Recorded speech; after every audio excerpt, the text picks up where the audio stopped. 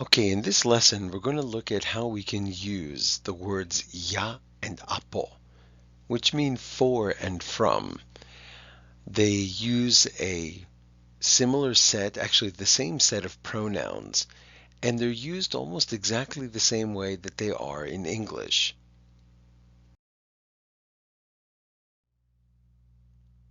So let's look at ya. All we need to do is attach a specific set of pronouns, and we'll be able to say the things that you can see listed here. So, yamena is for me. Now, the first epsilon in emena is in parentheses. The reason for that is a little complicated, but basically, it's too weak when it's preceded by a vowel. So, ya emena would be too difficult to say, and in the oldest forms of Greek, it was unlikely that those vowels were pronounced together. So ya emena gets cut to yamena. You can use whichever you like. Yasena for you. Yafton for him. And again, instead of pronouncing two alphas, ya afton, usually you'll smush them together into one syllable. Yafton. Yaftin. Yafto. Now this one is special because it's also used when you're trying to explain why something is the case. As if to say, that's why I couldn't go. Yafto the borusanapao. Okay, or I am allergic to fish and that's why I broke out in hives. Yafto. Yamas for us. Yasas for you all, or for both of you, as long as you is more than one person.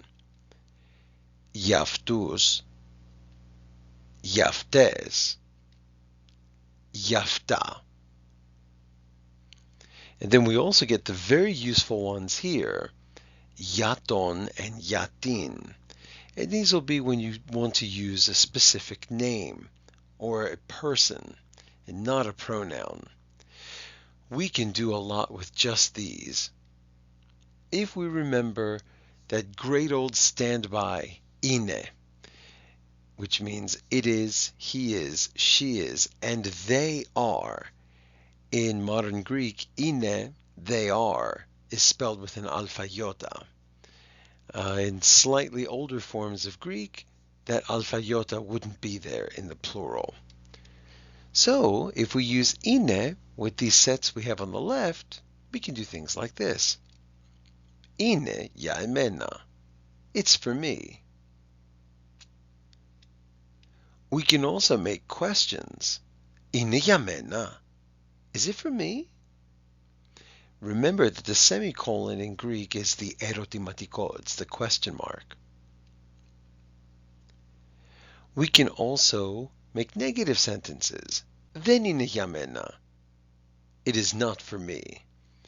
And although Greek has extremely flexible word order, then must go before the verb that it negates. Δεν είναι για μένα. Now we can make a negative question. Is it not for me? Isn't it for me? Δεν είναι για μένα.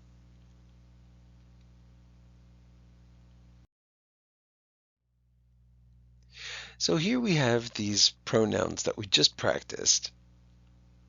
Okay, and we can make a couple of examples here. Είναι για αυτήν.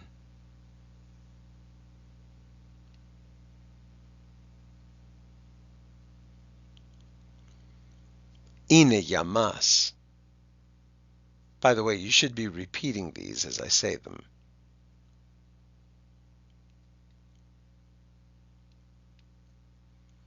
Είναι για την Σοφία.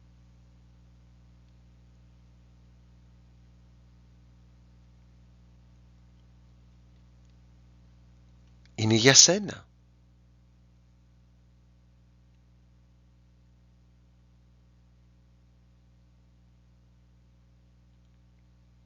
Είναι για τον Πατρίκιο.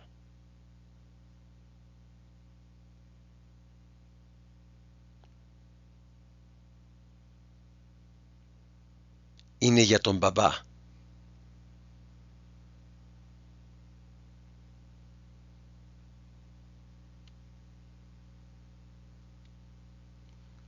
Είναι για την γιαγιά.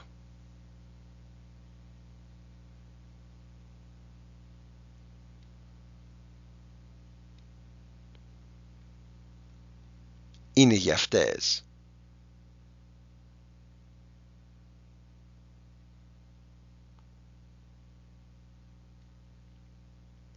Δεν είναι για αυτόν.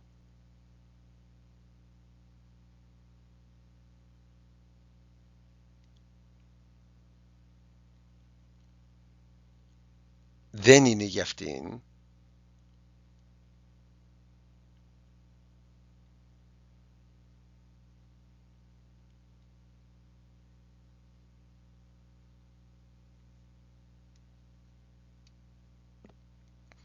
Now we can use these exact same pronouns and change ya. We can remove it and we can insert something else that'll take us from the word for to the word from. So now we can talk about from whom something comes.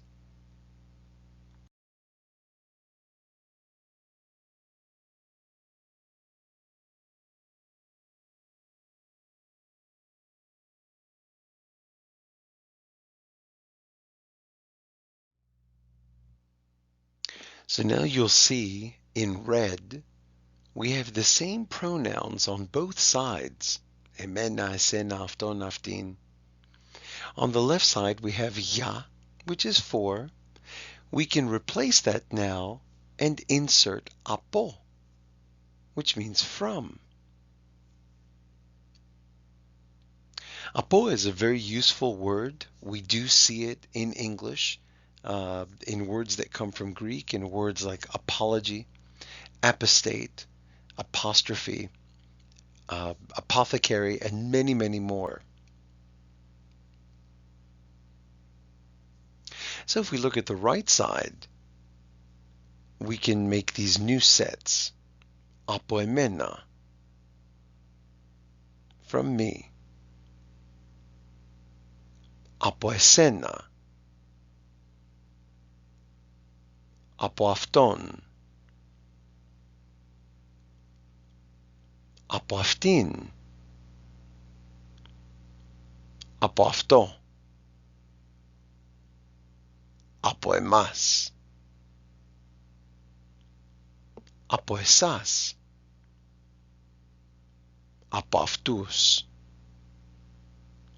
από αυτές, από αυτά, από τον, από την.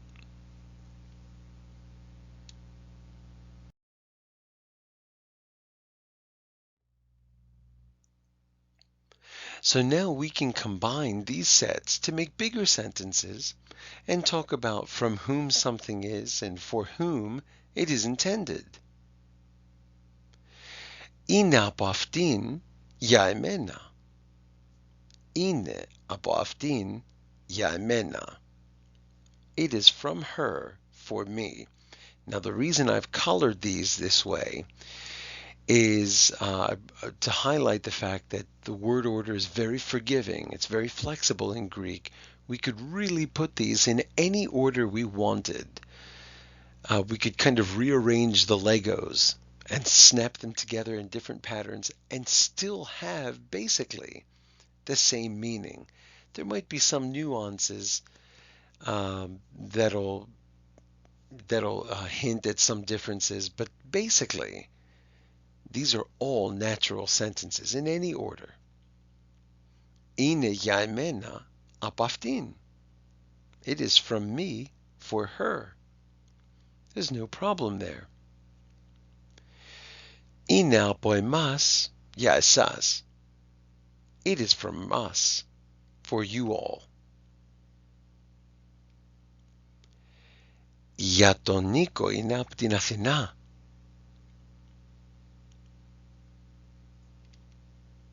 Για τον Νίκο, από την Αθηνά είναι. Από την Αθηνά είναι, για τον Νίκο. Από την Αθηνά, για τον Νίκο είναι. Είναι για τον Νίκο, από την Αθηνά. Είναι από την Αθηνά, για τον Νίκο. So there you've got 6 combinations, and remember, each of these could be made a question in exactly the same word order that you see. Για τον Νίκο είναι από την Αθηνά. Από την Αθηνά για τον Νίκο είναι. Those can all be questions. Okay? And if we remember to use the word then, which is not, we can say για τον Νίκο δεν είναι από την Αθηνά. Now, some of these will be a little bit more awkward than others. They're not all equally common, but they're all equally understandable and grammatically correct. So now you can make just about any combination. Remember to use ton before a man's name. So ton Yorgo, από τον Yorgo from George. Για τον Dimitri for Dimitri. Από την Anna from Anna. Για την Nikki for Nikki, and so on. So why don't you go out there and make a beautiful sentence.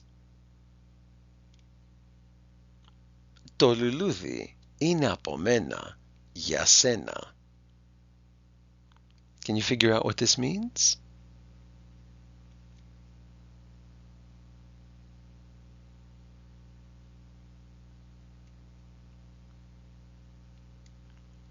Δεν είναι τρυφερό.